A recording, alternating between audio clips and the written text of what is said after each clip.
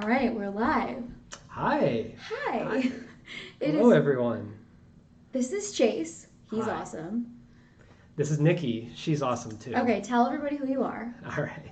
I'm the CTO and co-founder at Stackery, which is a product that helps people build serverless applications.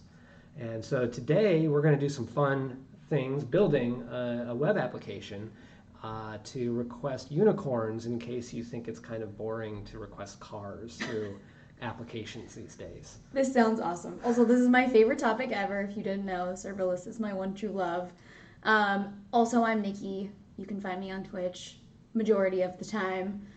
I'm an evangelist at AWS, and I love featuring startups. That's like my thing. So Stackery is doing some really cool things, and I'm excited for Chase to show you all today. Yeah, so today we're going to really look at what it means to build a serverless application end to end.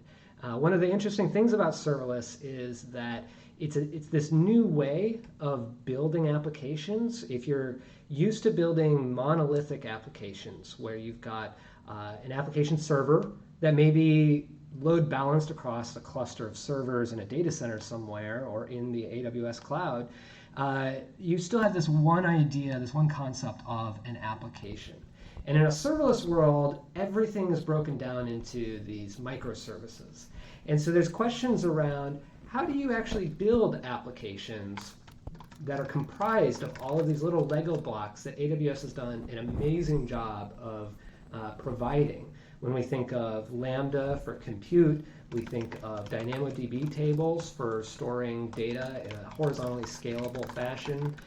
When we think of API interfaces like API Gateway, front-end web hosting, Amazon has all of these amazing resources, and now it's our turn to figure out how do we piece them together to build amazing applications. Awesome.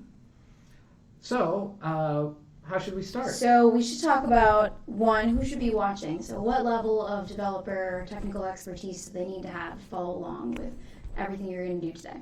Yeah, so we're actually going to go from the beginning as we're building an application. So anyone at any level should be able to follow along and be able to sort of understand some of the concepts.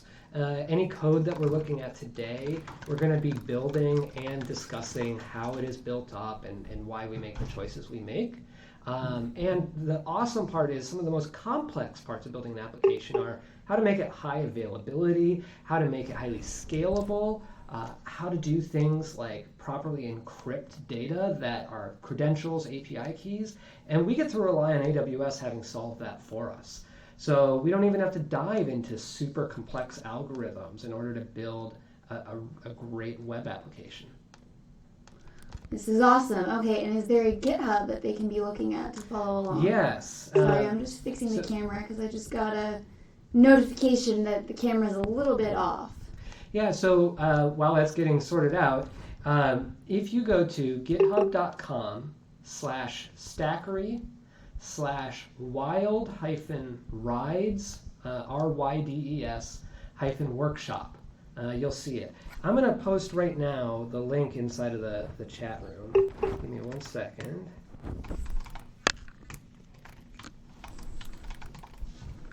I'm fixing it, you guys. I'm making it better.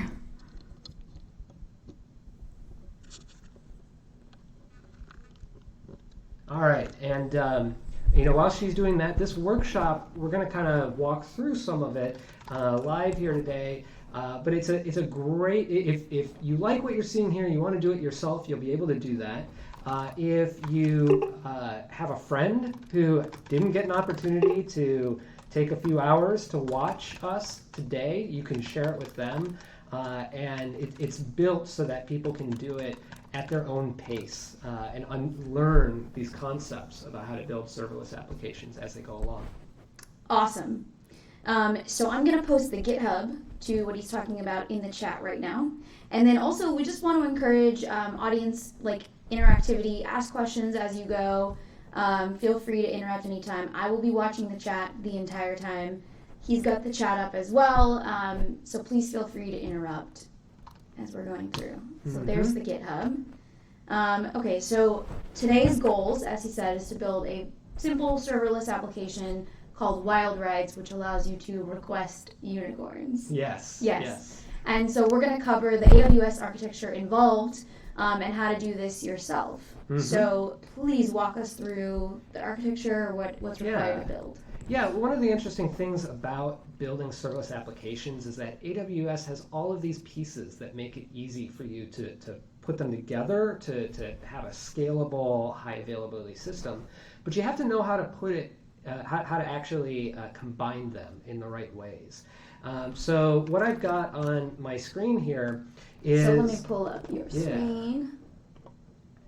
So what I've got on my screen here, you may be starting from a standpoint of, I'm new to serverless development. What does it look like to do this kind of development? You're familiar with your tools like Git Provider, that could be AWS Code Commit or GitHub, or Bitbucket. It could be your favorite IDE. Function code you'll be writing. You're probably aware that serverless involves Lambda. And you may already have a CI/CD solution that you want to put into this. But as you start to embrace and learn more about serverless development, you realize a lot of it is based on starting with infrastructure as code at first. And so AWS has a great framework called the Serverless Application Model, or SAM. The little friendly squirrel. Yes, exactly.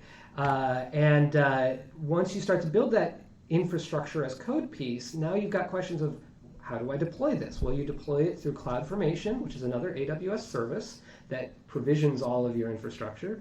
And so now you can start to see that using your credentials, logging into the management console and your AWS account.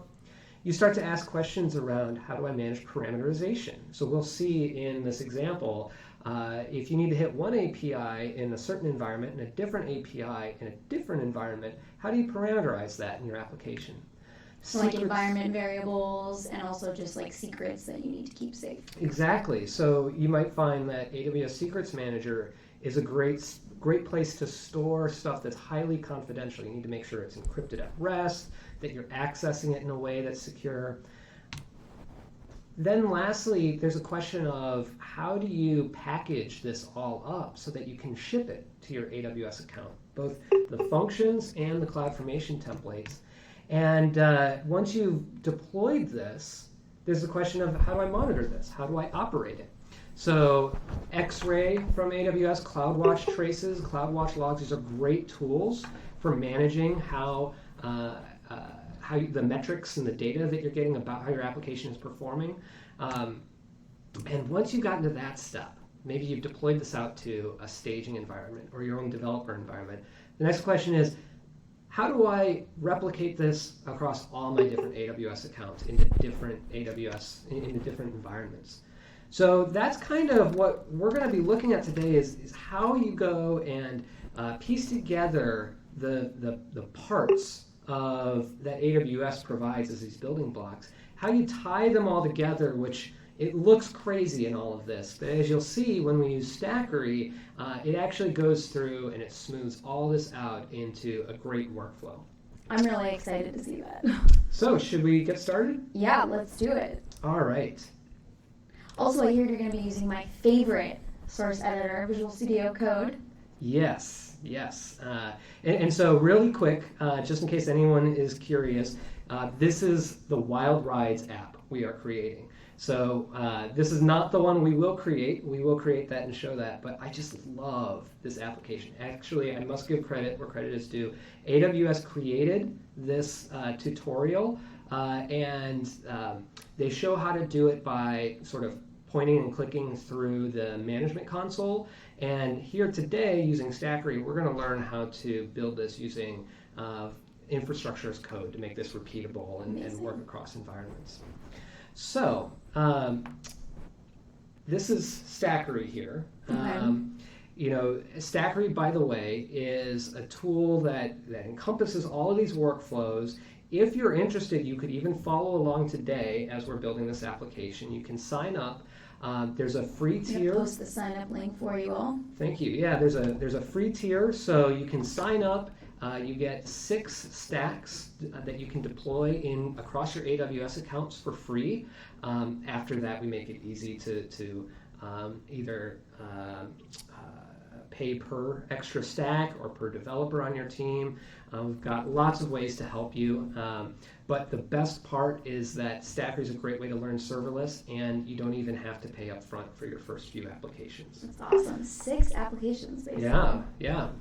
So I'm going to use our demo account inside of Stackery today, and we're going to get started by creating a new stack. So I'm going to create it inside of GitHub.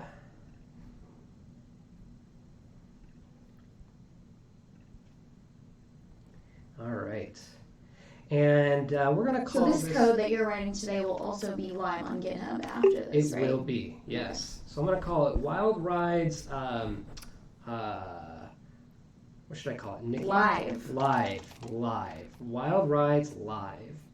And we'll put it in the Stackery organization. So you can have different orgs in Stackery? Right. So, well, this is actually referring to the GitHub organization. So Oh, a lot of okay. people, they've got their personal one. This is mine, TXASE. And then the org. And then the org. So we support Code Commit, GitHub, Bitbucket. There's a couple that's like more every I'm single forgetting. one. Yeah. On-prem, in the cloud, anywhere you've got your Git code, we support it. And so we're going to create a public project here, starting from a blank canvas. So I'm going to add that stack, and we'll give it a second. Right now, we're creating the scaffold inside of a new Git repository. So if I click into the Git repository here, we'll see that we've got a pretty basic, an empty template, effectively. So we created a repo for you. This is an AWS SAM or CloudFormation template. It's basically empty and it's ready for us to consume. So I'm going to grab the link. SAM, by the way, in case you missed it, it's an extension of CloudFormation specifically for serverless. So it's a way to write infrastructure as code, but specifically for serverless applications. Yeah, so all those pieces that you need. Yeah. So I grabbed a link to the Git repository, and I am going to clone that through Visual Studio Code. Amazing. Open that up. And let's just do Command plus a little bit to zoom in. Yes. Great idea. Yeah. All right. Thank you. So we've got that same application we were just looking at. Yep. And we're going to start building our app. So the first thing we're going to do, we've got our template here. Yep. And if you go into Visual Studio Code, and you can find we have this extension here. We're going to use this heavily. You can install this, again, all free. I'm posting a link to it right now. Yes, thank you. And we're going to use that here to open up our template in a canvas inside of Visual Studio Code. Wow. So give it 1 second here. So instead of going to write that JSON, you're going to do some drag and drop stuff, and it's going to add it automatically? Exactly. So this is my favorite thing ever. Yeah, we've got an empty template here, and we need to start building our application.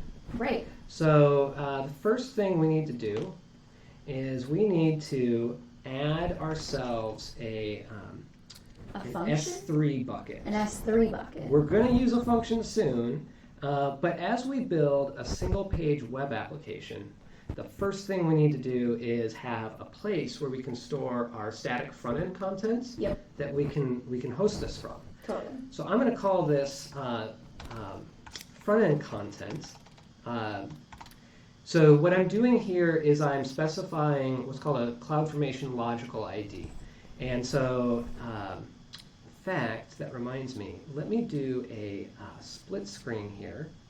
And I'm going to drag this template over into so we can watch it like so as we can watch it. Yeah. All right. So sorry, that was a little disorienting, but I've got the Stackery canvas here, and we'll see that I already dragged in the S3 bucket. Just going to give myself a little bit more room over here. But it dragged it in with a fairly opaque object store identifier. We're also going to change that to front-end content and enable website hosting. And as we save this, we'll see that our template is updating. That's so cool. So now we need to add a function. Yep. This function has a very specific purpose. It is going to populate the front-end content S3 bucket. So we're actually going to copy some source code that is our static assets for the web application into this function. When this function is invoked, which we'll see in a minute, it'll be invoked every time we deploy our stack. That's going to cause it to copy all of that source code into that front end. Into the S3 bucket. So it's part of the CI/CD pipeline, essentially. Yeah, that's one way to put it. Yep. And so I'm going to come down to here. We'll say trigger on first deploy and trigger on every deploy.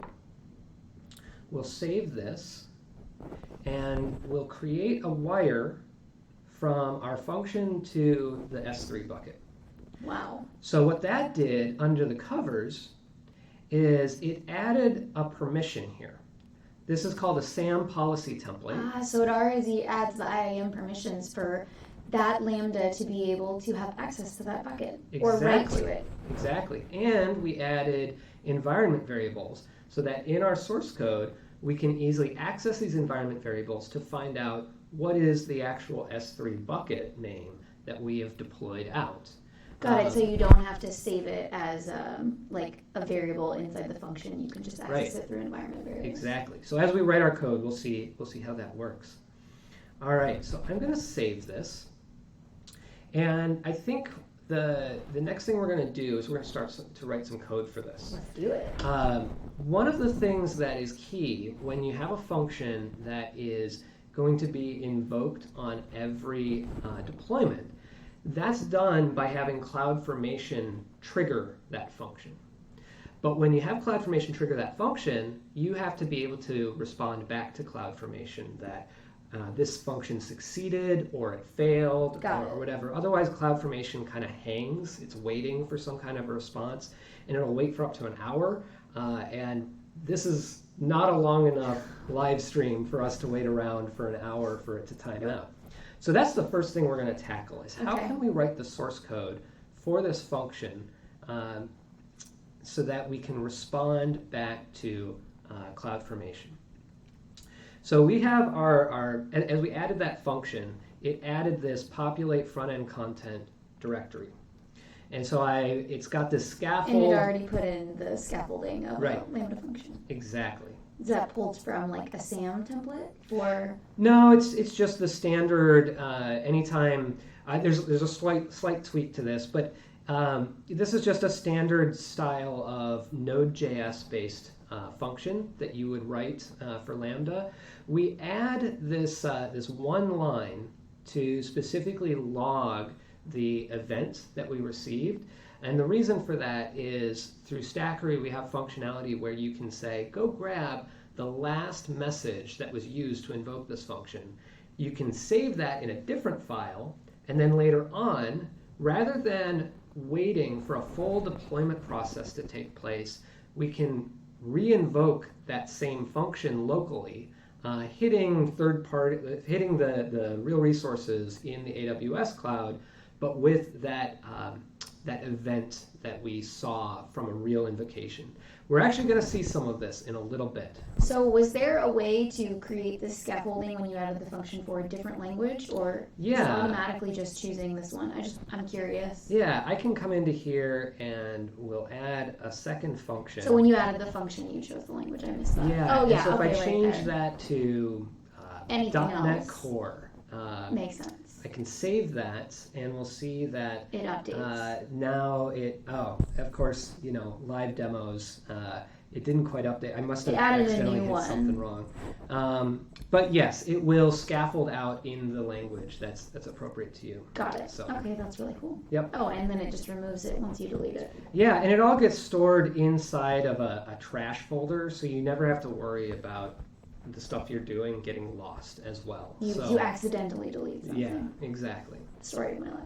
So we've got this scaffold of a function, and the first thing we need is a helpful module that's going to make it easy for us to respond back to CloudFormation. So if I, as a regular developer, I need a Node.js module. Actually, NPM is a great way to search for it, the Node Package Manager. NPM, and I'll say CloudFormation response. And I know of one in particular that I've used in the past, and of course it's not one of the first ones I find. We're going to pretend it's this one, and I'm just going to find the one that I know works great. Actually, maybe it was this one. Looks like they're like close to the same ones, just using promises. There's a couple of different ones. Let me pull up my notes real quick and make sure. I don't want to waste too much time just figuring out which exact module. So I'm going to pull up some notes on. While he's doing that, if you're just joining and you missed the beginning, this is Chase from Stackery, and he's showing us how to use Stackery to build a complete serverless application really easily using Visual Studio Code with the Stackery extension. And all we've done so far is create an S3 bucket and a Lambda function. All right, so CloudFormation custom resource. So that is exactly the one that I know works great for this. All right, so I found the package that I want to use. So now we have to install it. Now we got to go install it. So I'm going to drop into my populate frontend content directory, and I'm going to do npm install. I didn't actually have it in my paste buffer. CFN custom resource. Wow, from memory. We'll double check that. CFN custom resource. There we go. All right. So now I've got that package.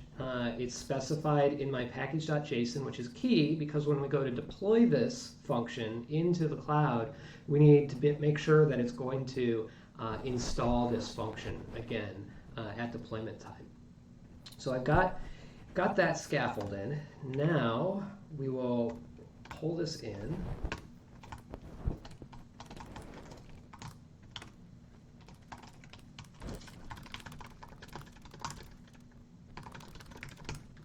All right, and we're going to say, just to start out, we're going to have a lot of logic, but we want to capture any errors that might occur. So first we'll just say, we succeeded. We'll just have a simple log statement. Okay. And we'll have an area where we've captured an error, if an error occurs. Console log those. Yeah, and so what we need to do is we need to do a CFN response. Let's look at our docs for CFN response. So we'll do CFN response dot send success. So when you deploy this stack already, CloudFormation is automatically going to invoke this Lambda, and then we're just giving it an ability to complete. Exactly. Okay, and so what we've done here is we've said, when we get to this line of code, we've succeeded. So respond back to CloudFormation saying that we created, we've got this custom resource called populate frontend content. There's no extra data that we are needing to tell CloudFormation about. And the event is a way that we can pass through to this module the data it needs to actually tell CloudFormation about the status. Cool. If we failed, we'll log our error, and we will send a failure back to CloudFormation. Got it. Which it will spit out in the logs. Yeah, we'll just do the error message and pass in the event. So now we've got the scaffold of a function that won't really do anything for us, but we know that it will at least tell CloudFormation that it's run successfully. But we need this function to actually update this S3 bucket before Exactly. Before it tells CloudFormation that it's done. Yeah, so the first step, let's just make sure that this function runs. So I could deploy this out to CloudFormation and take a couple of minutes and see if that works.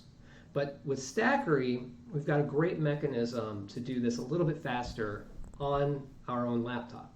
Okay, so locally. Yeah, so the first thing I need to do, because the way that we do a local invocation is we invoke your function in an extremely real-world type of context. Like a Docker container that simulates the Lambda environment? Yeah, exactly. So that's one piece, and then there's two more pieces that we need to make sure we have. One is that it's using the same permissions as the function would be running if it were in Lambda. Right. And that it has the same environment variables, because we talked about how in our template here, we have environment variables that have the name of the bucket. Yep. So we need to make sure we have that information. So to get to this point, we need to actually deploy this basic scaffold. Just first. Local deployment, basically. Well, it actually is going to deploy all the way through to the cloud to actually create that Lambda function. So I'm going to say Stackery deploy. I'm going to pick a strategy. There's a couple of different strategies. The main ones are, am I going to build and execute this deployment from my laptop, or am I going to use code build in my AWS account? Got it. And just to make things fast, we'll do it locally today. And I'm going to deploy into our development environment. And so if I have everything set up, and I remembered, yes. I need to export one variable, Stackery AWS profile, demo. So if you're just joining us, we are joined by the amazing CTO of Stackery, Chase, and he's showing us how to use Stackery to build a serverless application end-to-end. And all we've done so far is create an S3 bucket using the VS Code extension, as well as a function, and now he's deploying it to test to see if that works. Yep. So we have, we built our function. It ran, what this does, the Stackery deploy process is it runs the SAM build command, part of the SAM CLI suite that AWS has created, to package up all the functions. We only have one, and it's a node function, but that's what it's doing here. And then it's uploading all of that to S3. It's uploading something called a CloudFormation change set to AWS as well, and this is the description, that SAM template. It's a description of all the resources that are necessary. That are created. And so now we are deploying that out. We see that it's creating the stack. In fact, if we wanted to, we could hop over into the management console. So when you created the stack in the Stackery account in the beginning, it didn't actually send anything to CloudFormation yet, right? It did not. Just did until you did Stackery deploy. Okay. Yep. And so we're creating here, and live demo. Fingers crossed. This actually, You're gonna be fine. This is the first step. If we get through this part, this is the most one of the most complex parts. We get through this, and it's downhill. Yeah. I know that one well. Hey, so it completed. And in fact, we see here, this was the this populate front-end content deploy trigger. That's where it called our function, and our function successfully responded back to CloudFormation. That triggered this create Check complete out this new event. CloudFormation dashboard. God, it was only gone for 1 month. Yeah, it's great. Apparently a lot changed. Yeah. So this stack deployed out once, which is the first step that we needed. Now we have an actual Lambda function with environment variables and permissions set up. Yep. If we were to go into Stackery and we were to look at what we've actually deployed, we'd be able to jump into the AWS console for that function, and we'd see, as it comes up, we see we've got your environment variables. Yep, exactly. The bucket name, where are the permissions? Here they are. We see the permissions. Here's all those S3 permissions that we talked about that we now have access. And one of the key things is that as you're creating permissions, you need to make sure that you scope everything down nicely. There's a lot of tutorials you might find out there, certainly not in the AWS docs, but in other permissions places. Of least Right. control. So right here, this function only needs to write to this bucket, I'm assuming? Right, and so we've got some abilities to list the bucket and get objects if we needed to, but to also write. But the key thing is that it is only to this one bucket. Yep. It's not to every bucket in our account. So now we've got a function that we've deployed out. We can start to do some fun things with local development. Fun things. Fun things. Okay, all right. What are we doing? So I'm going to call Stackery local invoke. And now you're going to invoke it locally. Yeah. So this is going to be similar to like SAM local? So actually Stackery local invoke calls SAM local under the covers. It just adds an extra layer where we're going out and it's called assuming the IAM role of the function, so that we're using the same permissions. So you even get permissions errors locally. Exactly. So if you mess up your permissions, you don't have to wait till it's been deployed to find out that the permissions were messed up. You can actually do a local invocation and test that.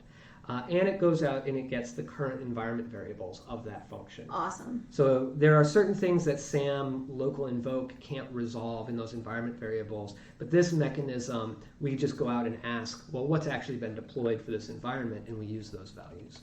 Also, sometimes SAM local doesn't show you permissions errors. So. Right. And so,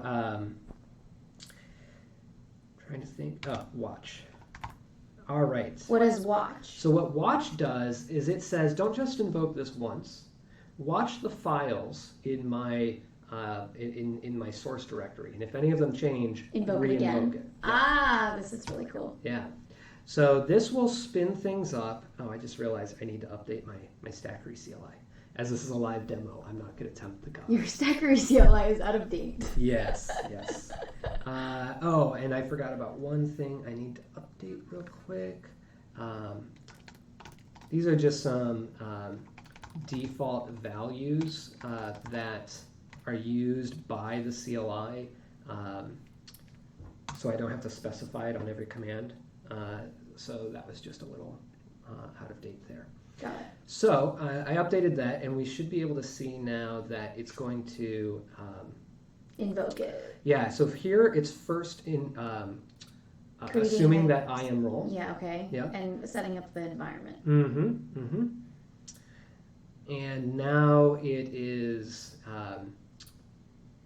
It's quick from there.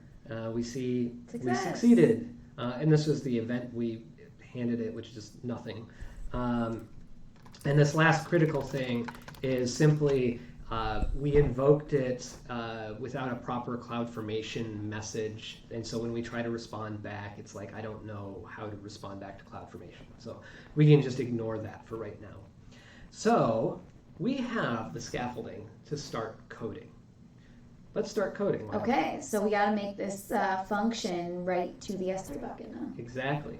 So we're not going to take the time to write all of our static assets today. We're going to assume that you have some amazing other engineers on your team who can create that for you. So I've got that in a directory that I'm just going to copy from right now. What is it, like a React app or?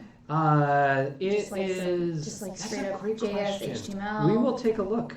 Just curiosity. Like, yeah. All right. So I copied it into the static folder, and say we go to the ride.html. So I'm seeing. What am I seeing? You're using Bootstrap. Yeah.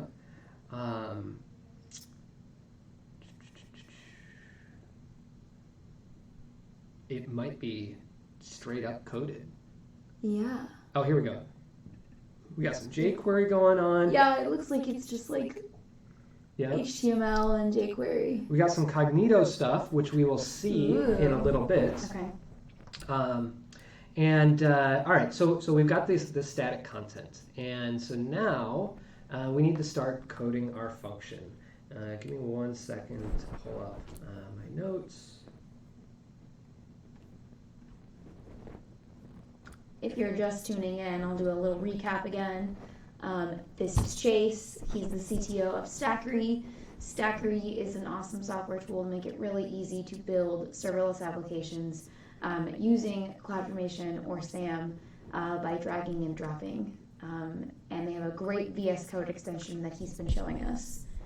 So far, all we've done is create an S3 bucket and a function. And now we're going to start actually writing code into our function to write to the S3 bucket. Yeah. And this is just setting up a little pipeline for the front end. So every time he deploys the entire application, this Lambda function will invoke, and then it will replace all the contents in the S3 bucket with anything new that he's added. Yeah. All right, so now we have to do some complex stuff here. It's going to be fun. So the first thing we need to do is create a function that we're going to call that is going to upload static content. Okay. And we'll call into that. So let's create that down here. All right, so async function upload static content. All right, so this function, it has to walk through all the files inside of that static directory and upload them to the front-end content bucket. So one thing we could kind of code up how you walk through the file system, but Node as an ecosystem is great for having all kinds of little modules you can use. So I'm gonna search for something, another thing that recursive directory. Recursive reader. I think that's what we're going to look for. Yeah.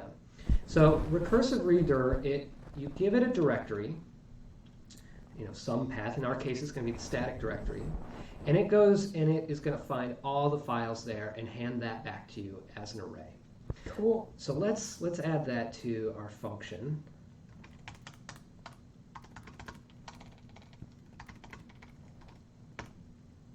It was recursive reader.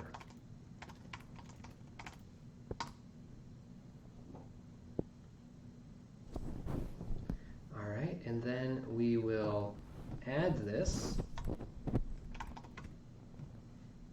to our function.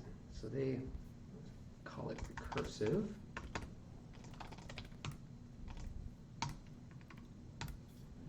Okay, I'm going to minimize this a little bit. You can do like control tilde to just get rid of it for a second. Yeah, I'm afraid I would lose my terminals. Oh no, they still be there. Oh, they are? Yeah, they So what is it? It's control tilde. tilde? There you go, and then you just do it to Oh, nice. Thank you. Awesome. No problem. I learned Told you something VS every Code's my day. fave. Yeah. All right. Command B gets rid of the navigator. Command B. Oh, wow. Gets you all This the is so space. helpful. All the space. This is so helpful. Okay. All right. So I really wasn't kidding when I said I love VS Code. it's great. Yeah. All right. So the first thing is we're going to get our list of files. Want to make it all like one bigger? Yes, I Yeah. can do that. All right. So const files equals await recursive, and we give it our static directory. Okay.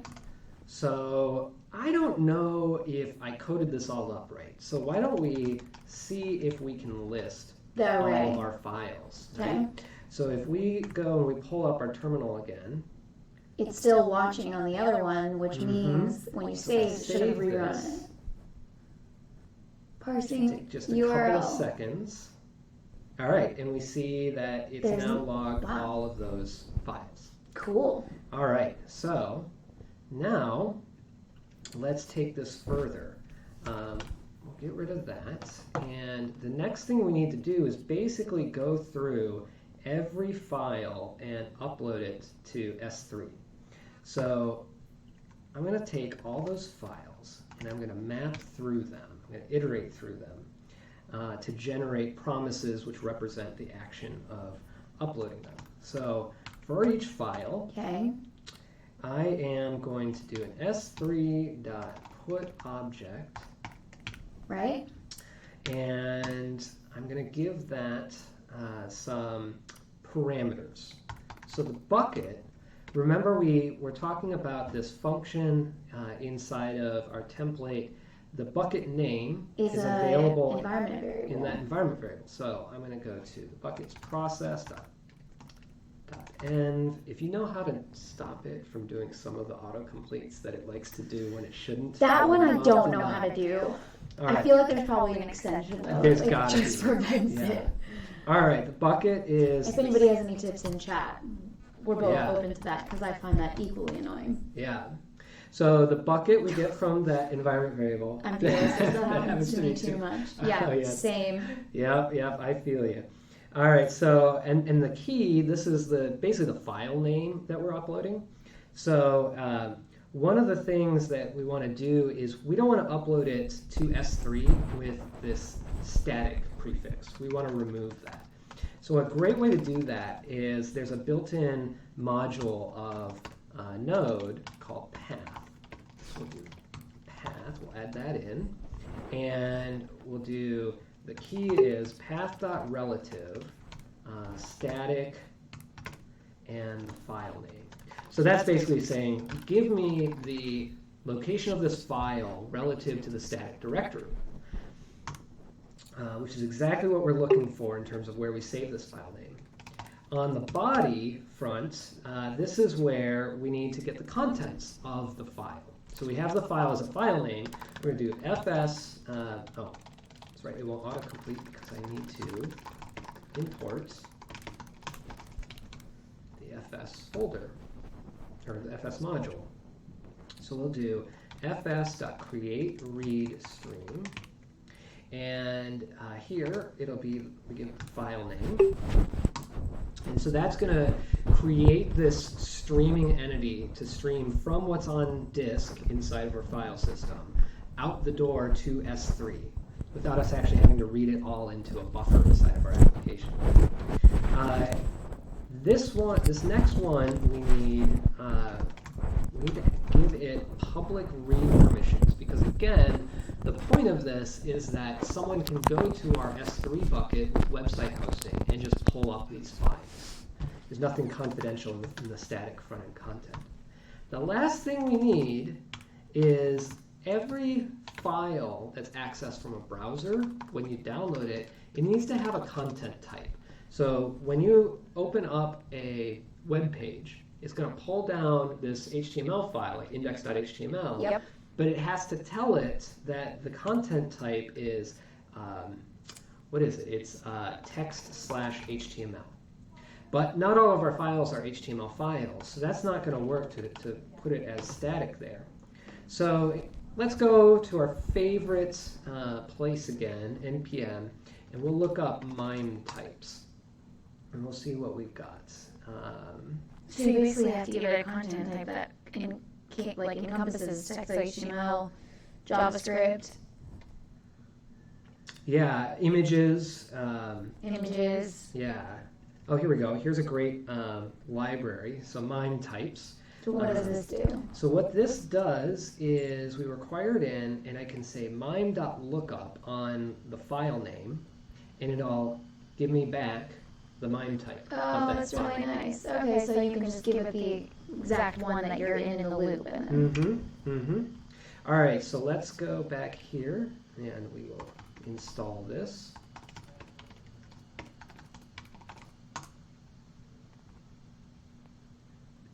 And now that that's installed, we will pull that in. My mic is still weird. Sorry, they're complaining about my mic. It's because it's taped on. I lost the clip. Sorry, guys. She gave me the nice mic. I did give him the nice mic. I appreciate that. It's okay. Okay. Let me know. I can move it like further down my shirt, I guess. I know that the further away, the better.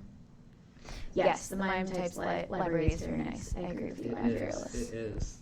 All right, so we are now uploading, or we've written code to upload to our S3 bucket. Why don't we, oh, I was forgetting one last piece. So this is going to map through, it's going to iterate through our array, and it's going to call this put object method.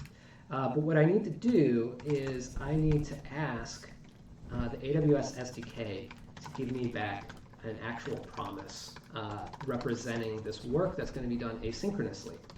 So what this has now done is I've mapped through the array of file names, and I'm getting back an array of promises representing the work to upload each one of those files. So if anyone fails, you can handle it. Well, not only that, but I also can, with this array, I can say, wait on all the promises to resolve before returning. So that's what this promise.all does, is it says, take that array of promises, wait for them all, and then finally, once they're all done, we'll return. So we called that up there. I think we're all set to try this out. Let's save this. Is the echo only when I speak or also when he speaks? Maybe it's just like the acoustics in the room. It's a square. No, it's only for me. Okay, so your mic is fine. It's only okay, mine. that's good. Okay, let me just mess with the tape a little bit more. Oh, of course, and this is the best part about having this local invoke mechanism. If you're used to writing Lambda functions and having to deploy them out to find out if they were going to fail, here I got a result in a matter of seconds. I forgot to have an S3 object. So How about now? Testing the new placement of mic with the tape.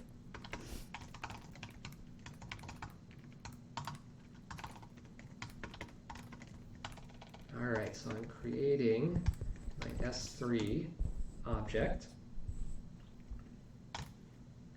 All right, let's save this and let's see if that fixes things. Mime is not a function. What did I do wrong here? Oh, mime.lookup. All right. I have to say, this is very nerve-wracking, doing live coding on a stream. You're doing absolutely great, and we're all here to be pair programming with you guys. If you see a mistake, call it out. Yeah. I realize now that one of the challenges with mime.lookup is when it isn't sure what the mime type should be, it returns like an undefined value. Oh, and so the AWS SDK doesn't like that. So we've got just a couple of files that are like that. So just to make it happy, we're going to say, use what the lookup provided, or application/octet stream, which is just kind of a generic, it's a binary file. Yep. Who knows? And so we'll run this one more time. I'm feeling confident. Can we get some hype in chat for Chase? I wish I could get like a drum roll or something. And I just see that from like, if there's a way to do a drum roll over Twitch. Guys, we will take emojis. Yeah. Oh, look, you're getting some. Oh, nice. We're getting some emotes. Nice. Awesome.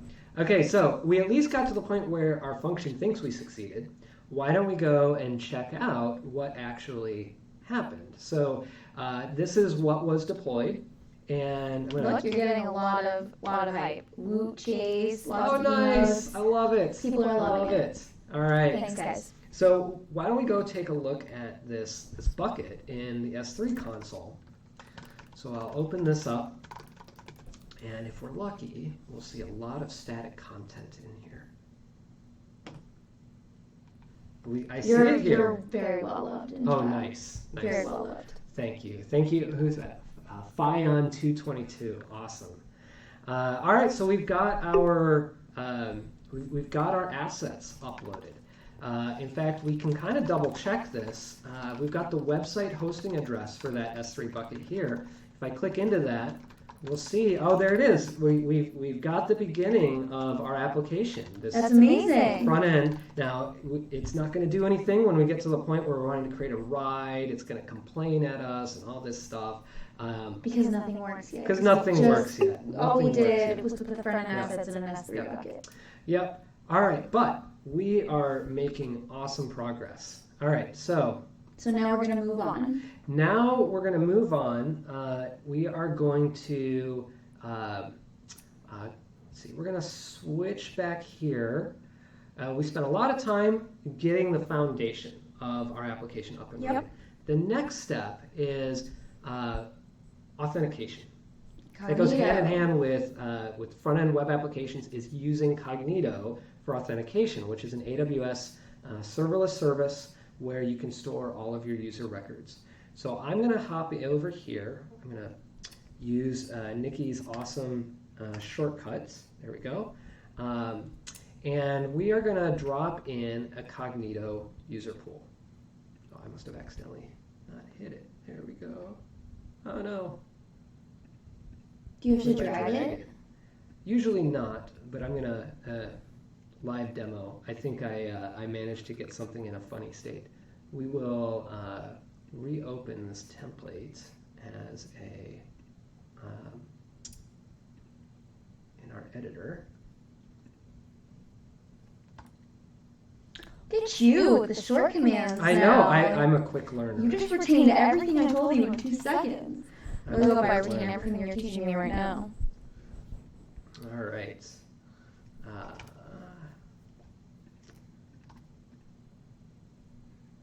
Okay, so we're going to add our user pool into here. Oh, that's cool. Yeah, so this has a lot of hooks where you could hook up different Lambda functions to different stages as people are about to sign up, after they've confirmed through an authentication code. You'll kind of see what that looks like. Lots of things. We're actually going to kind of leave that aside for now, but we are going to add, turn on auto verify emails. And this is a user pool, and we need one other piece. The user pool holds the records of the users. Yep. We need a piece that can create authentication tokens, and so that's it's a user pool client in this case. The identity pool is great for generating IAM credentials for users, and the user pool client is what generates the raw authentication tokens that will be used, sent in headers as we make requests. So we've got some stuff scaffolded. Now that we've done this, what we need to do is you load up the web page and say I want to authenticate. Well, our web page, our static content, needs to know what user pool we're using and what client we're using. So I'm going to drag and create a wire here that is going to create some references. So as we look at our populate front-end content again, we'll see that we've added references for the user pool ID and for the user pool client ID as well. So now you know which user is... So now I know which pools and clients... But then you can call the user from Right, there. exactly. So inside of our populate front-end content function, now we are going to add some code to generate this config.js file, which is going to contain these IDs. Got it. So first thing first, we added some new code, and so we need to redeploy this out to CloudFormation so that we actually create these user pools. Because so far we've just been running it locally Right. and watching the files. Yeah, so we're gonna go back and deploy that, and while that's doing that, we'll go to our code, and we'll start to add a new function. Await. We're gonna call it upload config. So this graphic interface is a Stackery VS Code extension. I posted the link earlier, but I'm going to post it again. So if you're using Stackery, which is what we're using to build this right now, they have this great VS Code extension that I believe they just launched. Yeah, just 2 weeks Recently. ago. Yep. So now you can install it in VS Code and create your stack inside VS Code instead of going to their actual web application. Yep, exactly. So we're going to create this function that is going to upload this config.js file. So there's inside of the static content that we had. If we take a look at that, we'll see in some of the JavaScript that there's say we look at ride.js, we'll see that there's things like config.cognito, config.api. That's what we're going to build up here. That underscore config is kind of pulled in from this config.js file that we're going to create. Got it. So if we go back to our file, all right, so we're going to create a config object Okay. that represents this data. And this is kind of some stuff that's very specific to how this application is written. I'm just going to kind of type it in. The API, actually, this part we haven't even gotten to yet. So we'll leave that for now. Cognito. So this is just gonna be like the name of the user pool? Yeah. Yeah, so we're gonna take the We have an environment variable for this. exactly user pool ID, and then we need the user pool client ID.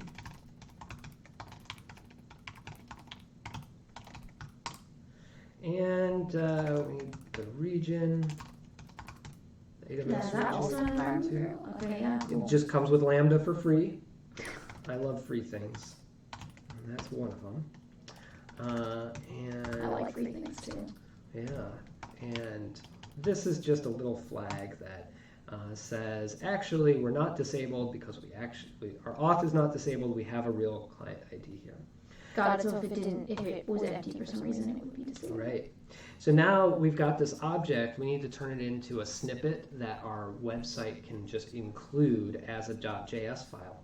So we'll call that config string, and we'll say that is window underscore config equals JSON stringify Cognito. config. Yeah, the top level object. And just so it looks nice, we'll do. I have one of those keyboards with broken keys. Yes, unfortunately. All right, so. Just from like typing too much? Or from like slamming on the keys? Or maybe just getting a speck of dust under a key or something. I'm not sure. My husband always says I slam on the keys. So my keys are probably broken. Some of them. And so we're going to do a similar thing we did above when we were uploading assets. We're going to put this object, again, process. Using the environment variable that we have for bucket name. Yep.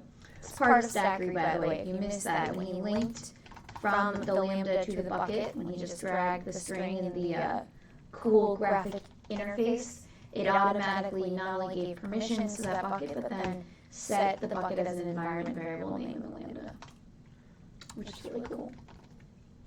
They want to know what your Twitter is. TXASE.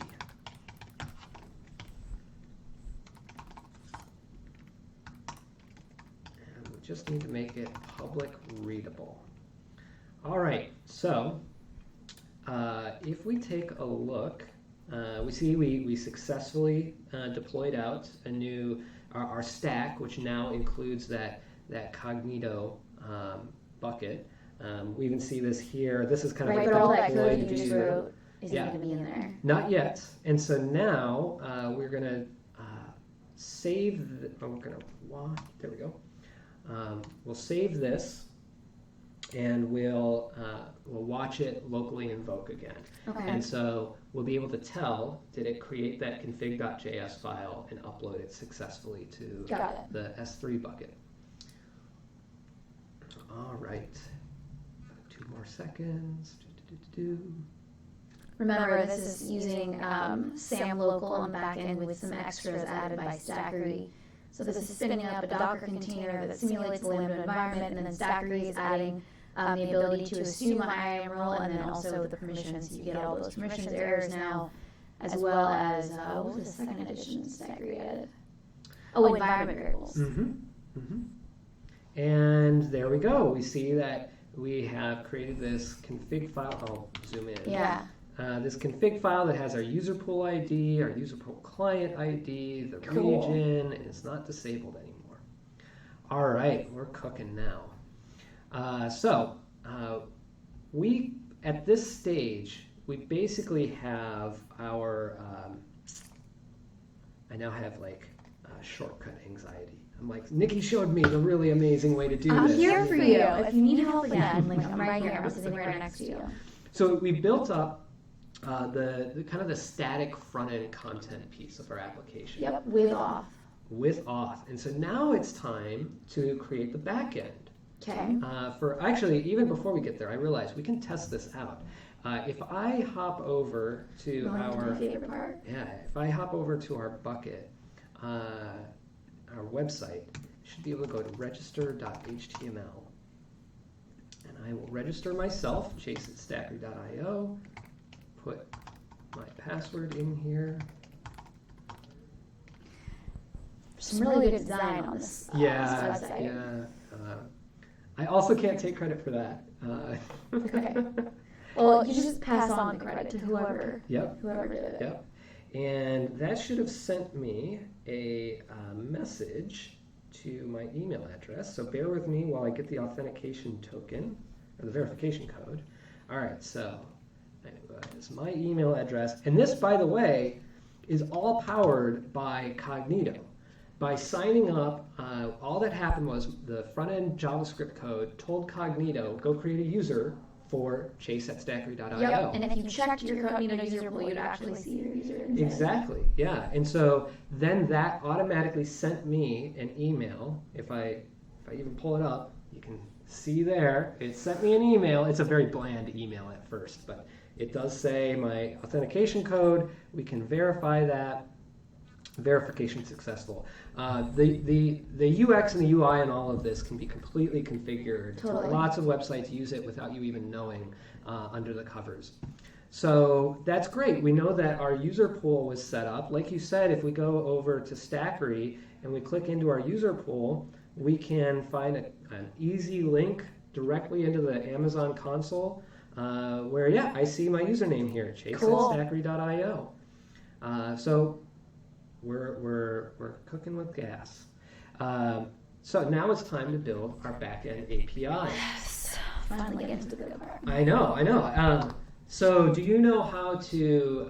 So we're this Wild Rides application. Yeah. It's like Uber with unicorns. Right? Okay. So you request a unicorn and we send it to you. And then I'm gonna ride that unicorn somewhere. Exactly. Off into the sunset. Do you know how to get unicorns?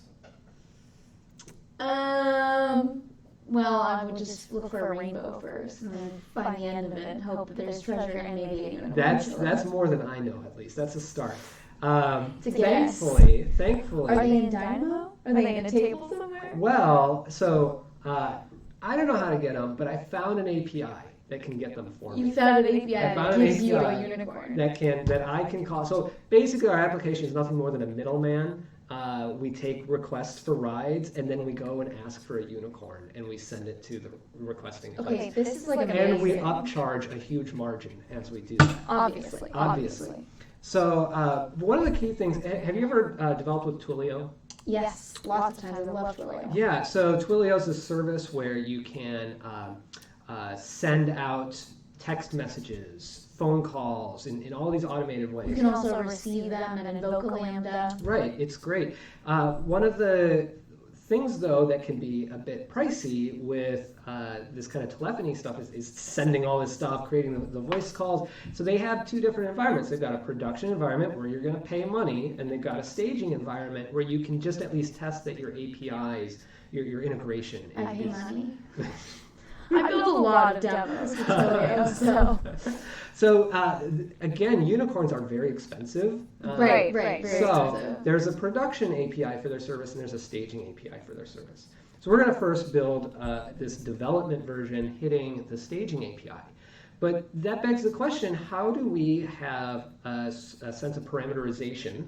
So we're hitting the right API endpoint for our staging environment versus our production environment. Can you send in like a variable, like prod dev? Yeah, so let's take a look. We have, inside of Stackery, we have an environment abstraction.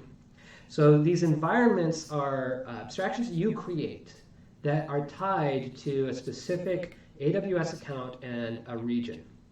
And inside of that, we set up these namespaced areas to save things. So I have this development environment here, and I've got a bunch of deployments already deployed into it. I'm going to hop over into environment parameters. And when we had that slide way back in the beginning when we started the stream, we were showing how there are all these things that need to be interconnected. Yep. One of those things was System Manager Parameter Store. Yep. It's an AWS service where you can store parameters. We make it easy to store parameters for these environments in a namespace region, all backed by your that Systems Manager Parameter Store in your AWS. Wow. So anything that you're adding here is going to be added to parameter store? Right. So Super cool. Unicorn Stable API. We have a very specific. Do you have an API key that we're storing, or? So we'll get there. You're getting ahead of me, Nikki. Sorry, I'm jumping. Let me just get to my Just goes API first. We don't even have an endpoint to hit yet. Okay, Wild Rides Live. I'm going to go to Wild Rides Workshop. It's a gigantic. I posted the GitHub link to this, by the way. Right. In the beginning, but if you want me to post again, just let me know. It's all as a walkthrough tutorial, all these readmes. Right, so you go through each module if you want to do this by yourself. Like he's doing it live for us. So. Basically, yeah. And so I'm going to copy this this API endpoint for their staging environment for the Unicorn stables, and I'm going to copy that into my parameters here. So that's an already created, looks like API gateway endpoint to get a Unicorn stable, they're a third-party API. They happen to be using API gateway. I got it. You know, why wouldn't you? And so then, as you were just mentioning, we have an API we can hit, but we also need a key. We need to safely guard these keys. It's one thing in staging, it doesn't cost anything, but I don't want someone getting my production Unicorn stable API key and going to town on it. No, That the key is super expensive. Yeah. So we're going to add a secret here. This is a secret we're going to store inside of AWS Secrets Manager, which is a great service that ensures that these secrets are stored encrypted at rest. Yeah, encrypted. You have the option of rotating them automatically. You're doing my job for me. This is great. Yeah, well, Continue. And then we also, as we'll see in a moment, we can scaffold our application so that we give you tight scope permissions to then read those secrets at runtime. So I'm going to call this secret Unicorn Stable API Key. You'll notice the full secret name is /development/Unicorn Stable API Key because we are actually deploying into the development environment. That's part of that namespacing abstraction layer. Right, so you might have a different API key for production. Yeah, exactly. Different namespace. So I'm going to hop into here and grab my API key. We'll paste this in here. And it's a great time to point out that Stackery is a tool set that integrates with your AWS account. But as you've seen us, we have an ability to manage some of your AWS resources, but we actually don't have ability to do a bunch of key things, and that's important. We don't have the ability to deploy without you using your own credentials, whether that is through a dashboard where we have a link into CloudFormation, or whether that's, as you've seen me deploying from our CLI, that's actually using credentials, API keys that are stored on my laptop that are not given to the Stackery system. So we don't store credentials to be able to modify much about your environment. We do make it easy for you to create secrets, but even here, there's no way, once I've created it, to go and find out what that value of the secret was. I could edit. I could edit the description. It's kind of. Okay, we gotta move your mic. Apparently, the echo is getting increasingly bad. So All right. Yeah. Is this better? How's that? It's a delay, so we're gonna tell us in a Alright. sec. Great. Okay. So I can do things like I can edit the description of a secret, and I can change its value to some new value, but I can't actually read back what that credential was now that I've saved It's it. encrypted. Well, not only that, but we, as Stackery, we don't have permission to read it. We only give ourselves the permission to create new secrets for you. So now we've got that in there. We've got an environment we can deploy into. let's go back to our template. So we're going to start to build a REST API. And so the first thing we need to do is add a REST API. So let's pop that in here. So when you add a REST API, it's just adding an API gateway project. Exactly. You can see over here this was added now with a get/route. We're going to change that to post ride. On top of that, we're going to enable cores because this is being accessed from a web browser. So cores is cross-origin resource sharing. It's a security measure that is very complicated and sometimes annoying when you're doing development, but is important. And I am going to put in some values here. I'm going to get out my notes just to make sure that I'm putting in exactly the right values. So give me 1 minute. One of the tricky things is there's an escaping mechanism that you have to make sure you get right. That's why we've got like triple quotes on each side of the asterisk. That's because YAML, you can't just put in pure asterisk, you have to escape it, and then on top of that, API gateway wants it to be escaped again. So I also need to allow headers. We need to make it possible for an authorization header to be sent with our requests to this API, and the content type, because browsers love to add a content type header when they're making AJAX requests. So we'll save this now. So we've got a route and an API. Now we need to back this with a function. So I'm going to drag in a function here, and we're going to call this request unicorn.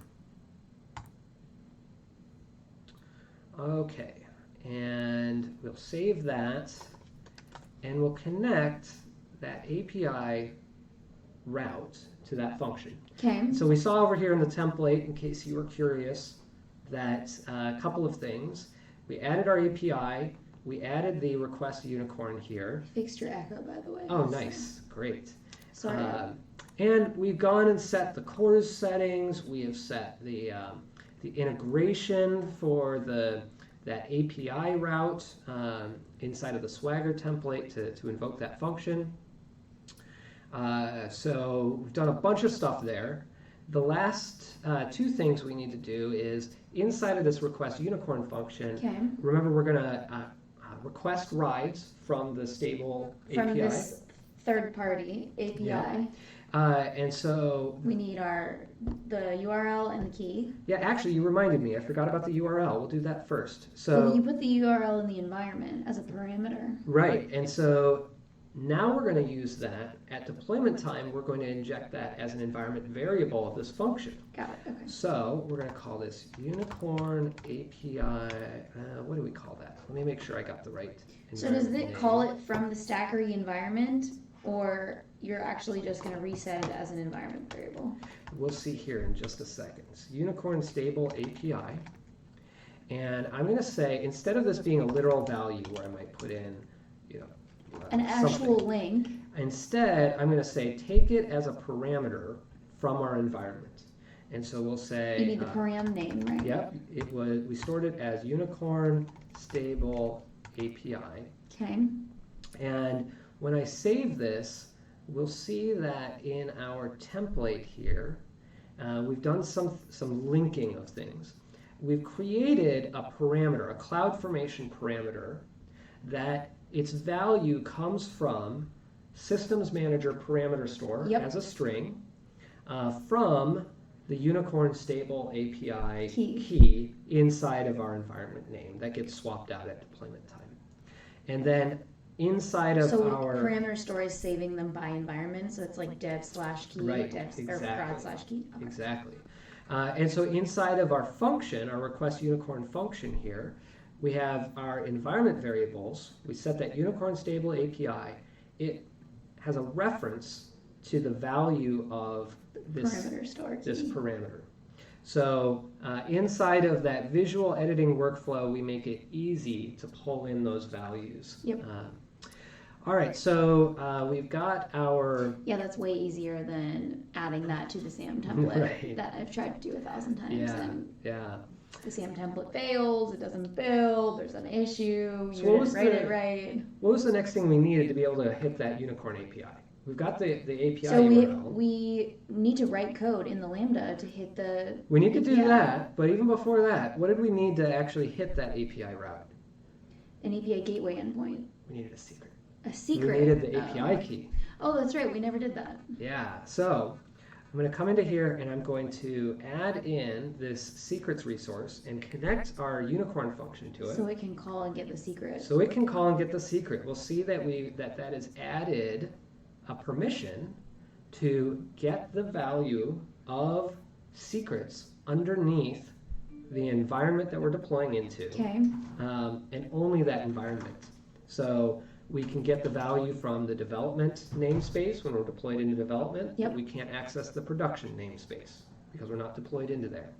And we also add an environment variable that makes it easy for us to know what was the prefix, what was the namespace for that secret in whatever environment we're deployed into. So we'll see when we write code exactly what happens there. So at this point, we've done most of the pieces we need to request a unicorn. There's one last piece that we're going to want to do. We're going to want to store all the rides as records in DynamoDB. Yeah. So let's go and grab a DynamoDB table. Where is that? Right there. Table. There it is. All right. So we'll call this rides, and we'll make sure that every ride is just hashed. Its identifier in the table is a ride ID. Okay. So we'll save that. We'll move that over so that we can. Someone said hi to you. Hi, who was it? Do you Oh, that's Danielle. Danielle, she's one of my coworkers. She's Oh. amazing. Hi, Danielle. She's actually giving a talk at the ActW conference coming up. So shout out, plug in for that. You should go see her there. Danielle, feel free to post the link to the conference. Yeah, that'd be awesome. So we added that DynamoDB table, we wired it up, and that means we added the permissions and we added more environment variables to access that. So again, because we want to kind of start to code this, Okay. we need to deploy out this new infrastructure. Right. That reminds me of one last piece we have to wire up. Our front end needs to know where our API is, so we're going to add a wire from populate front end content so that it has a API URL environment variable. All right, so we have 100% of our infrastructure for this application built at this stage. So we need to do two things. One is we had this config that we set up with the Cognito user pool data. Yep. We need to go back and set up add the code to tell it where the API is. Give me 1 second. I'm going to make sure I get the right key set in here. I'm pretty sure it's API and invoke URL, but I'm going to make sure I got that right.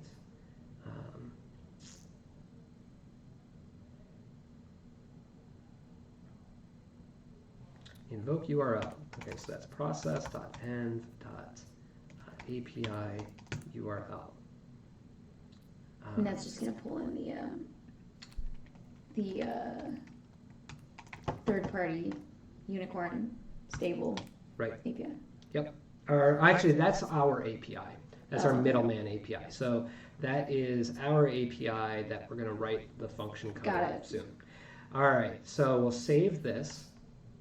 And now it is time for us to deploy out our new infrastructure. So let's close that down and deploy this out, which is going to create our new DynamoDB table, our new API, all that kind of stuff. So while that is going, we'll see that we've got our Stackery scaffolded our request unicorn function. And this is the code that we're going to update now. Yeah. And I think we had a lot of fun writing the code to populate the the front-end content. Yeah, we did. But looking at time, it might be easier if we, well, maybe we can start scaffolding this out for maybe 10 minutes. And then depending on how far we get, we could go back and just kind of copy in the rest of the code. So this is a function. It's going to request unicorns. And so the first thing we need to do is we need to get information about who's requesting it. So the user. Chase at stackery.io. Yep. That's it. So I'm actually, maybe this is a good way to do this at a good pace. I'm going to pull up our workshop where we've got all of our source code. And instead of like typing out everything by hand, we can kind of go through and copy and paste things over.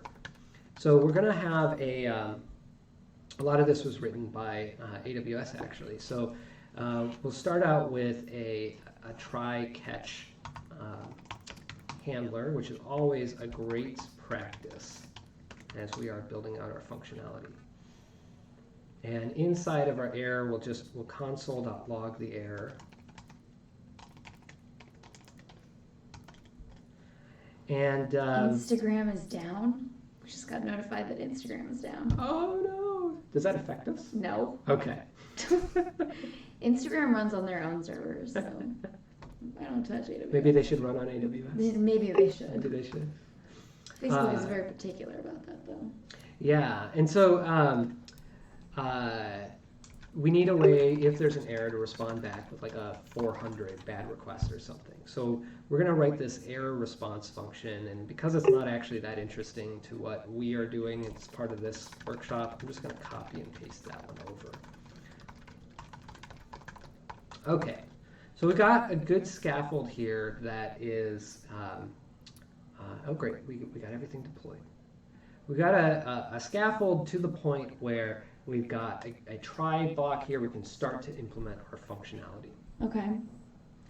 So the first thing we need to do, as I mentioned, is we need to get information about who contacted us. Yep. Who sent this request. And we need to get that from Cognito. Yep. And so the event that comes in as part of the HTTP request through the API gateway, it is set up to tell us about the authentication. Yep. So we can copy this code here that is going to say check, make sure that there's authentication information. And now, if not, return an error response. Exactly. Now we need to generate a ride ID, and this is a great way in Node.js to create a random string, generate some random bytes, and to URL string. I think that's just like a helper function they have down here that just does some encoding. So we'll grab that. Again, not particularly interesting to what we're building. All right, so now we can log out so it's easy to see that we've got a ride ID. Great. So because we are using the Cognito user pools authorizer, Yep. we can check something called the authorizer claims, which tells us about the user. Yep. And we can get the Cognito username from that. So we can pop that over here. Now we've got Cognito the username. uses Jot, so he's pulling the claims from. That always, the fact that JWT is pronounced Jot just throws me off every time I hear I it. don't know. I feel like everybody has a different name for it's like GUID versus GUID. Right. And then yeah. it doesn't matter where you go, somebody's gonna ding you for the way you say it. I mean, I said JWT for a long time, and then I was around people that said Jot, so I started saying Jot. Yeah. Yep. Sorry, I will say JWT. No. You can say Jot. Like I think that's the correct pronunciation. It just, I don't know. To me, it's amazing that the W turned into an O. Oh, yeah, it's kind of weird. All right, so now. Yeah, GIF versus GIF. Oh yeah, a GIF. What is GIF. it? Oh no. I think it's GIF. Oh no. Is it I GIF? think we're just gonna have to end Yeah, this okay, live stream we're now. gonna disagree. We're gonna agree to disagree. What do you say, GUID or GUID? GUID, I guess. I say GUID. Yeah, I try not to say that one as often as I can. Maybe that's the thing. I find myself typing get so occasionally, dinged for but- saying GUID. It's like everyone's like, it's GUID. Oh, sorry. Whoops, sorry. So now we're going to start to look at what's in the body of that request. We got the username who requested it, but in that body of the request is like, where do they want a unicorn sent to? So the body comes in as a property of that event. We know it's going to be sent from our application as JSON text, so we parse that. So we'll add that code to our code here, and we get that pickup location as part of that body. That's going to be in the JSON that's sent. Yep. So we'll save that off as well. Where we want the unicorn to pick us up. Exactly. So now it's fun time. Now it's time to go get a unicorn. Yeah. All right. So we're going to create this find unicorn location. Which is going to hit the API Mm-hmm. with the secret Yep. and So the information. let's go and let's go and see what's in that find unicorn function. So we'll copy in some boilerplate at the top of that function. All right, so we're passing a pickup location. Let's see what we need to do in here. So it's always handy to kind of log out where we are, what we're doing. We're finding a unicorn for this location. All right, and then the key. now we got to get that API key. So we're gonna. It's an environment variable, though. Well, right? the API URL is an environment variable. Oh no, this one's not The key environment is in variable. Secrets Manager. This is going to be called directly Yeah. from Secrets Manager. So we're going to create a new function called async function get unicorn stable API key. And now you call Secrets Manager to get that. Exactly. So one of the things we try to do when we use Secrets Manager is we try to cache the value of it. Not because Secrets Manager is a slow service, it's a fast service, but it does help a little bit. Also, With the cost? it's a cost. It helps with cost. So, so we will have a little place here, that underscore API key. We're going to cache it once we've retrieved it the first time. So we'll say if we don't have this API key, Get out. then we'll go and fetch it. Oh yeah. And then we'll return the API key, whether we fetched it or we've got it or not. So how do we go get that API key?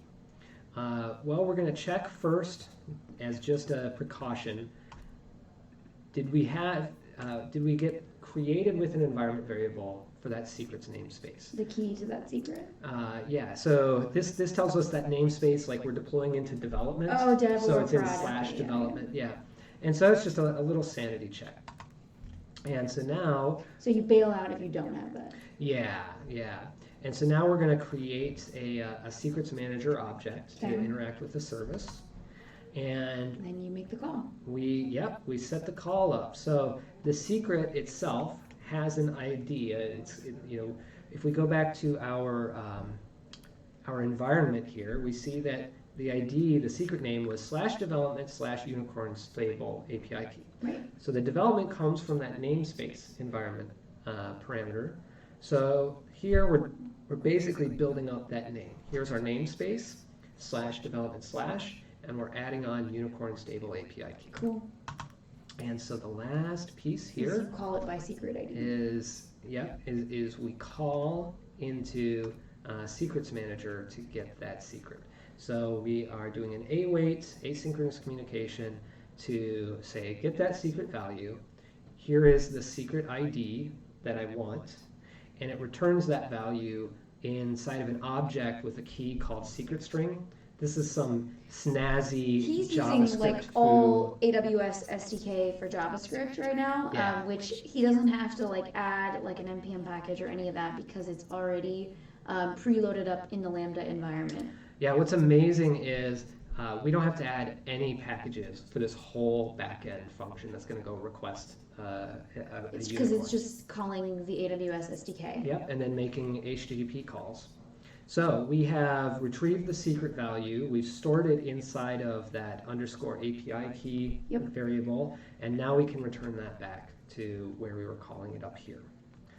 Okay, so now if nothing comes back here, you have to bail out though, because you shouldn't make a request without the key. Well, if we hit that, if say there were no secret, then this would throw an error, and that would bubble up to the top, and we'd return a 400 message. Okay. So that's the one thing I love about coding in a language like JavaScript that has exceptions is, in some ways, I can sort of allow the system to fail and then just capture that at a higher level. So now we are moving on, and we've got our API key. Yep. Next step is to get that URL and to hit it for the unicorn stable to go request So our the URL unicorn. is an environment variable. Exactly. So we're going to check right here. Do we have that environment variable? If not, that's a problem. That unicorn stable API. So now that we've verified that, If we have it, now we're going to use it. yep. I think this bit of code is just like a... Making sure it's a URL? Yeah, we're just adding like HTTPS onto the front, and I don't know if it's completely necessary for how we set things up, but it's there. It's nice. I think that was part of some of the AWS code originally. We are grabbing, or we're checking that the URL matches what we expect it to. And now we are pulling out, oh, I remember why we do this. Okay, so we have to pull out the URL, or the domain, separate from the path that we are going to hit. So we do this regular expression, this match, and we make sure that the regular expression actually did match. Once we get there, now we can pull out the domain name and the path prefix, the path part, from the URL, and we get the full path by adding /unicorn onto the end for where we request the unicorn. All right, so now this gets into, I'm going to copy and paste this. Depending on how familiar you are with Node.js, this is kind of in-depth mechanisms for making HTTP requests inside of Node.js. We're creating this options object. Are you using fetch or? So I'm using raw Node.js You're just using HTTPS. raw Node.js, okay. Yeah, there are libraries that make this a little bit easier. Axios, fetch. Part of me got excited about building this function without needing any external third dependencies. I hear you.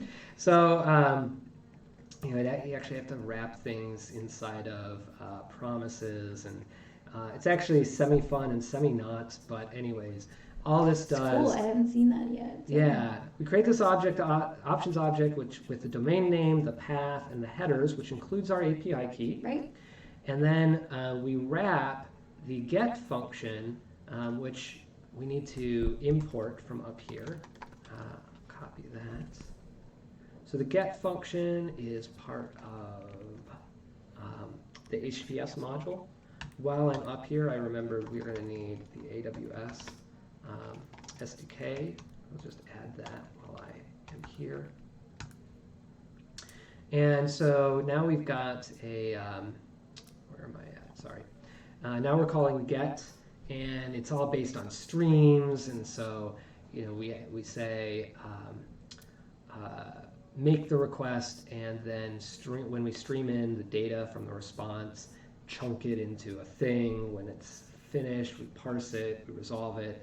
So anyways, all kinds of nitty-gritty under the covers ways that we make that request and get the data back. I'm going to make sure that was the last piece we needed. It looks like it was. And so we have found our unicorn, which is great. So I'm going to save this. It's probably a good time to save that. I did remember after we deployed this out, I made a mental note. I forgot one step. Which was? We talked about creating our API and using Cognito for authenticating. Yep. But we didn't configure that authentication. We didn't configure API gateway to use that authentication. Exactly. So this is one part where AWS SAM is currently working on enabling the setting of cores and authorizers at the same time. In fact, you can go on to SAM itself is an open source project. You can go onto the repository and you can see how even today there's PR comments going in to make this easier. But until that happens, we don't have a great visual editing mechanism for this step, but it's a great opportunity to show how that's okay. If you need to do something that Stackery doesn't provide as a visual editing mechanism, you can just hop right in and add it yourself. So there's this auth property where we can create authorizers, and I need to make sure I get the right syntax on so this. you're not using Stackery for this, you're I'm just not directly using the editing visual editor for this because we step. already missed the opportunity? Well, not because of that. It's because SAM itself doesn't have a great abstraction for building this in. Got And it. once they have that, we will be adding in a visual editing workflow for it. So I'm going to pull this up because there's a few properties and I want to make sure I get it right. So while you're doing that, there was a question about WebSockets you can see in the chat. Yes. Can you do WebSockets with serverless? API Gateway, you can do WebSockets, so you would have API Gateway in front of your Lambda, and then yes. And we actually support that. We have a Stackery resource also supports that. where you can drag in a WebSocket API, and then you can create what they consider routes inside of the API Gateway abstraction for Right. WebSockets. So you can say, if this key of an incoming JSON message is this value, call this function. Or if it's a Cool. different value, call this other function, and so on. Giving possibilities to respond back to the client, all that kind of stuff. So one of the great things about Stackery is some of the documentation about WebSocket APIs is new enough that it can be a little bit challenging to figure out how to create a CloudFormation-based WebSocket API rather than clicking and dragging through the management console.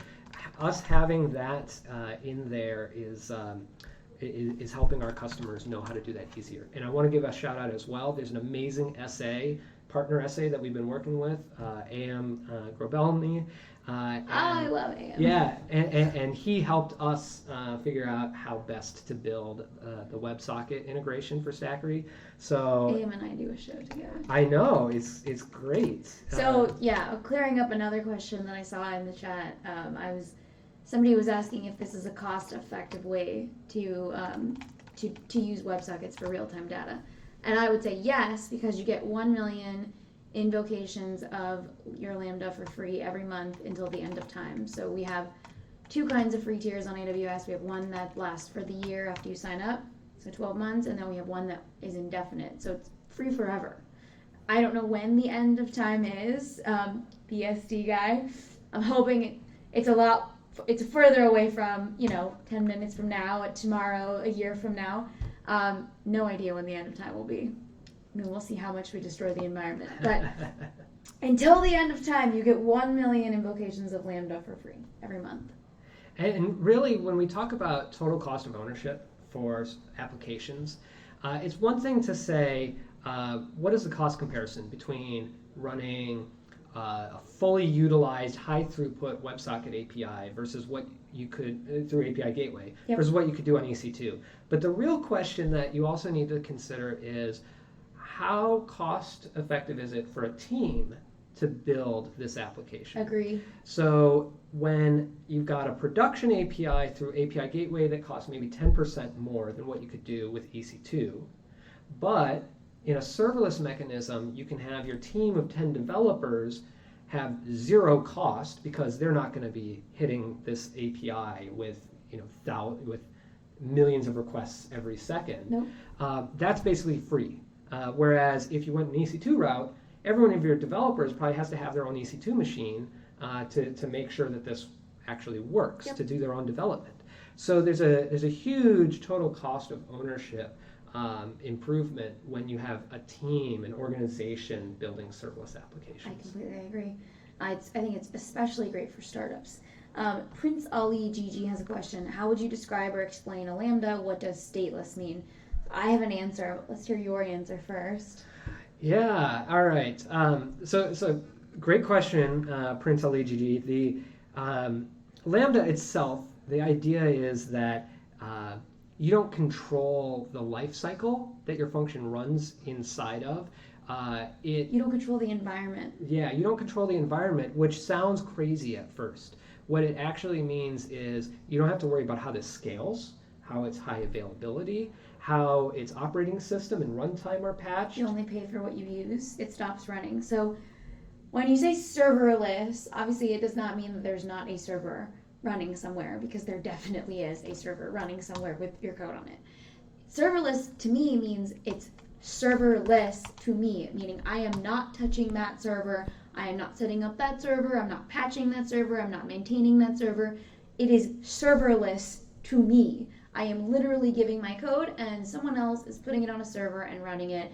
And you can control pieces of the environment, like environment variables, as you've seen that we're doing with Stackery. We can also do it directly in Lambda. And you can control other pieces of it, like the memory that it's using and how many seconds. You have a 15-minute timeout max on a Lambda. But other than that, you are not touching that environment at all. It is serverless to me. Right, yeah. So we've deployed out our new infrastructure with that authentication piece. I just kind of slipped it in as we were talking. And now it's time to kind of test things out. So I put a marker down on my map. We're going to request a unicorn. Yes. Yeah. All right. So I'm going to request this. I have no idea if it's going to work. Of course it didn't. And you know what? We have to be logged in? No, we actually see... I'm sorry, that's so small. Oh, yeah. Blind. Let me see if I Random bytes. I think you can't, like... No, you can't. It's an alert. I'm sorry, I'm blind. Yeah. You guys all probably can see it. Not It's actually an error that comes from that Node.js function.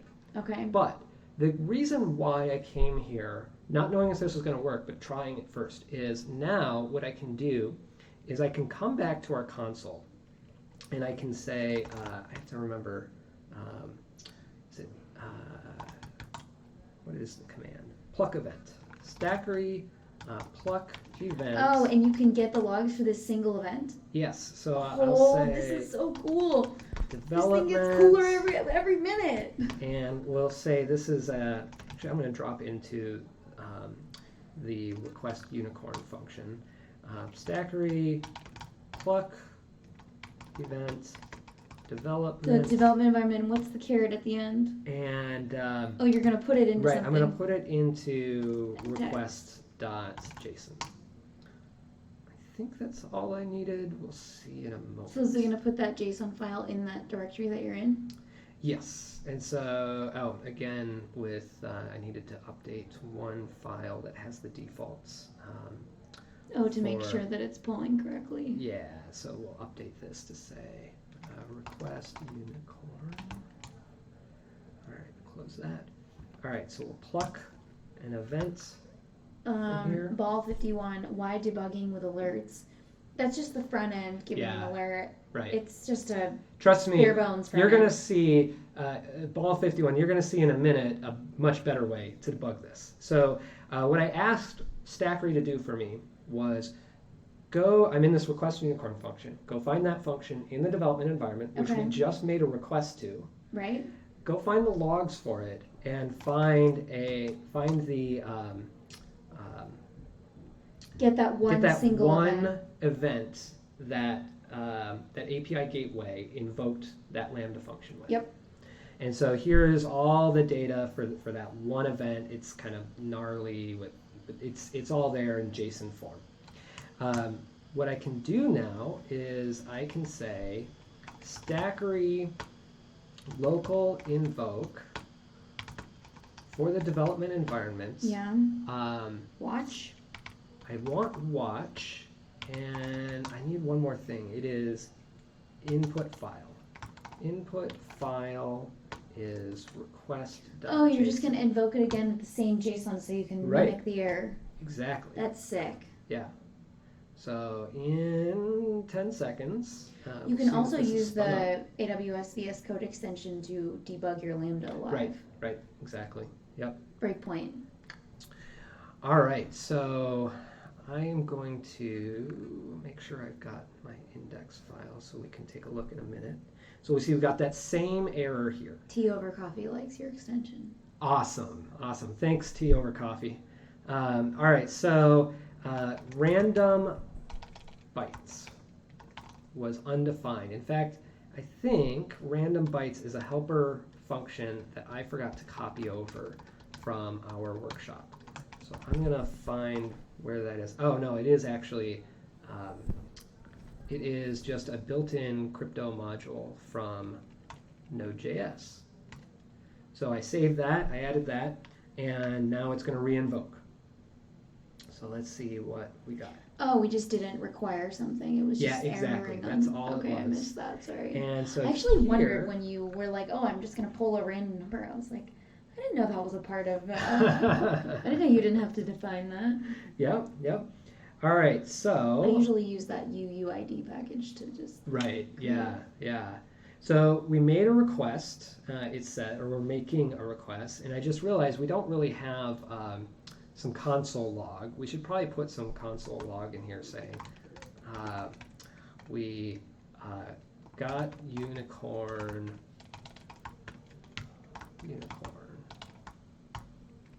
and we'll see if what unicorn we got back from the unicorn stable. These majestic creatures. Of course, you should put one higher up where the random bytes failed. Make sure we have a ride ID. 1 second.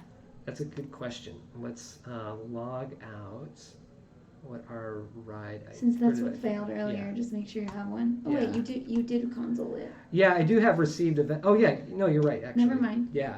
So up here probably we'll see. No, that's the event. You gotta see this. Oh, thank you. Thanks, BSD guy. I'm sorry that I have ruined your weekend. I'm not. All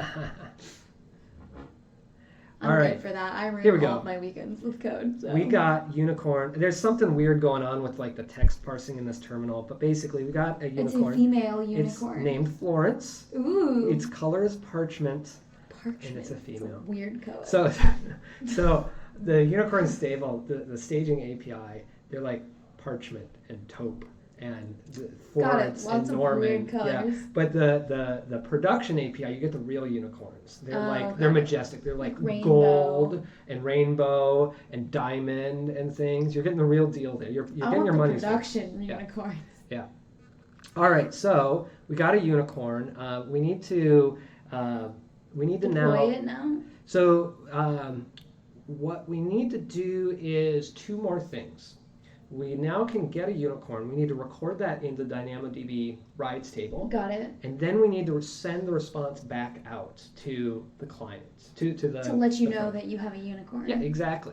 So we're going to create this function that we're doing just perfect on. So now again, he's going to use the AWS SDK to call DynamoDB. And by the way, I'm going to post the documentation to this because he's getting this from his GitHub, but it's also available on our Node.js API reference, which I refer to like every other day.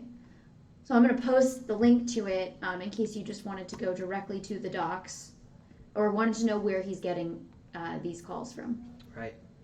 So we added this function called record ride. What that does is it calls DDB, DynamoDB. I think somewhere in here I have to instantiate DDB. There it is. Yeah, you do. At the top. I don't really have to. You have to instantiate the client. Yeah. And you can instantiate it with config, like a region. Right. We don't have to do that here because we're running in a Lambda function, right, which already has that kind of configuration. That's why I love Lambda as well. I don't right, have but to if you set wanted things to up. configure it for another region, Right. then you're running your Lambda in, you Yeah. can also do that by Yep. giving it a region. Yep. So we've got DynamoDB. We're putting a record into it. Yep. And the table name, again, for those who may not have been here earlier when we were setting up all the wires and stuff, the fact that we, in our visual editor, the fact that Stackery. in Stackery, the fact that we wired up from request unicorn to our rides table added permissions for us to access that table to record rides. You're not dealing with IAM because it's doing it automatically for you. And it adds this table name environment variable that will be populated at deployment time with the name of the rides table. Super cool. So we use that table name environment variable here. Yep. We add this item, this record, to DynamoDB with the right ID, the username we requested it, the unicorn name, and the time. Cool. So we recorded that to our DynamoDB table. And the last thing we need to do is actually send a response back to the the client. Yeah. So we make a very specific response back. Let me make sure. Did I grab too many limits within the cache? Oh, this was the issue. It's like 4 tabs versus 2 tabs. What does my ID expect? What was the code written in? So because this is an API gateway proxy integration, we have to return a special formatted object that has the status code 201. Yep. The body, which is a JSON Why did you string do file. 201 versus 200? I don't think I did this. I think this is what AWS had. So I can't tell you. What is 201? I probably would have put in. Is that like Why don't we look that up? Success? HP status. Sorry, Does anyone know? Status code 201 is. Let's see. Okay, we got Created. Oh, that's right. Created. We created a record. Ah, okay. Yes. I didn't know that. Yes. Just information there. There we go. BSG guy has a question for you. Oh, yeah. Does this work with the local version Lambda for testing? I think what you can correct me if I'm wrong, but what I think you're asking is, can I do testing with this local invocation stuff? And we don't have a mechanism out of the box where we enable that, but there is nothing that stops you from doing it. It is super easy to call our CLI and see. You could do that as part of a test harness to test your inputs and outputs of your function. If you're asking a different question, which is can you locally test this Lambda, he's been showing that with Stackery. Mm-hmm. So basically with SAM local, you can test your Lambda locally. And what SAM does is it will create a Docker container that mimics Lambda's environment and then runs your code through that container to test, allow you to test it locally. What Stackery does is they wrap SAM local's code, or that command, and they add 2 extra pieces to it. One being they assume the IAM role so that you would get permissions errors locally as well, so you don't have to deploy it to see those, which is great. And the second thing they add is environment variables. So you can plug in environment variables into that Docker container just to mimic those as well. So you'll see here I saved the function which reran it, and we got our nice API gateway expected JSON back. So he's running this locally right now, BSG guy. Mm-hmm. But here's the interesting thing. I've been running it locally, but with the permissions that this function has when it's deployed, and with the same environment variables, which means that even though I'm running the code locally, I'm still interacting with the DynamoDB table in AWS. Yes. Yeah, that call is real. Why don't even if you're running even if you're using SAM local, or if you're using Stackery, what is the CLI command? Local? Stackery, local invoke. Stackery local Stackery invoke. Local invoke. If you're using either of the two, even though it is running your code locally in a local Docker container on your machine, it is still, if that Lambda is calling any AWS services, it's calling them in the cloud. So we just wrote some code for him to insert into a Dynamo table a record. And when he ran it locally, you can see that it inserted that. It inserted this record. Okay, we have another question. Prince Ali GG says the function that requests the unicorn is the Lambda, right? So the function requesting the unicorn is inside the Lambda. It's one of the things that the Lambda is doing. And the unicorn is coming back from a third-party API. Since the benefit of the Lambda is it can scale if there are multiple requests for rides at once, am I on the right track? Yeah.